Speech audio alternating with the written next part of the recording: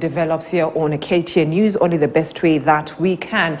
Now, to some politics, where the bipartisan team formed by the Kenya Kwanza and Azimio coalitions resumed its sittings this morning after resolving the composition of the team. However, the members failed to agree on the timelines they will have to resolve the 5 key issues set by the Azimio team.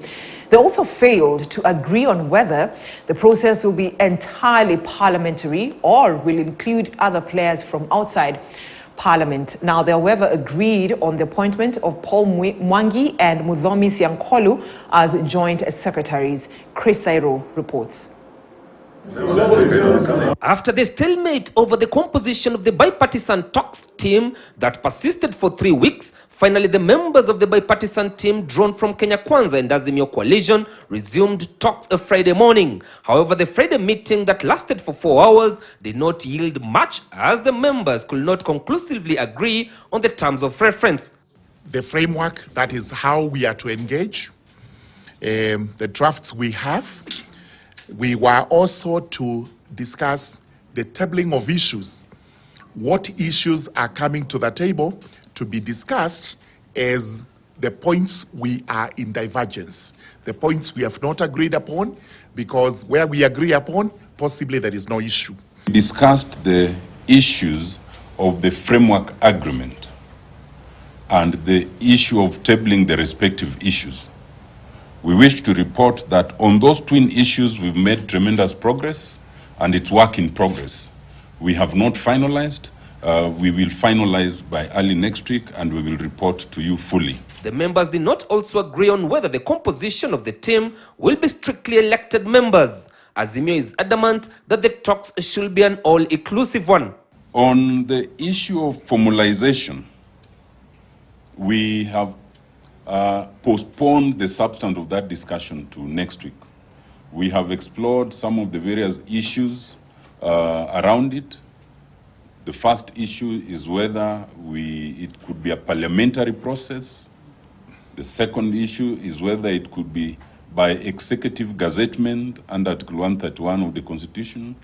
The third issue is whether it can be what we call sui generis, where it is dealt with outside of Parliament and outside of the executive. Azimio had proposed Mr. Paul Mwangi, who is present here, and today, as we had promised in that meeting that we would be pronouncing our secretary in the next meeting, today we have communicated that the Kenya Kwanza side has nominated Dr. Muthomi Thiankolu, an advocate of the High Court of Kenya, as the joint secretary from that side. Another hurdle that the members are yet to agree on is the grace period that the team will take to deliberate on the issue raised by Azimio. While Kenya Kwanza wants a period of 90 days, Azimio insists that the talks should be done within 30 days.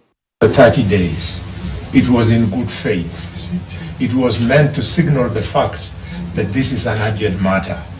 The urgency of the matter is shared by both Azimio and Kenya Kwanza. We will have to look at the timelines, the best of the timelines, and the amount of work also we have to do. But this is important. We give it the commitment it deserves. Among the issues that Azimio has raised is electoral justice and the recruitment of IEBC commissioners, opening of the IEBC servers, reinstatement of the 4 former IEBC commissioners, the prices of unga to go down, and state appointments of people from one community. We have also discussed the question of support, and there are well-wishers who might want to support this process. We've discussed the parameters that we can seek and could receive support from neutral well-wishers. The team is now set for another round of talks on Wednesday next week.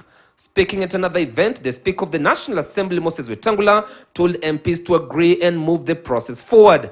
And I'll facilitate them in their bipartisan talk. Azimio walete timu yao led by Otienda Molo. Kenya Kwanza timu yao led by Karugara.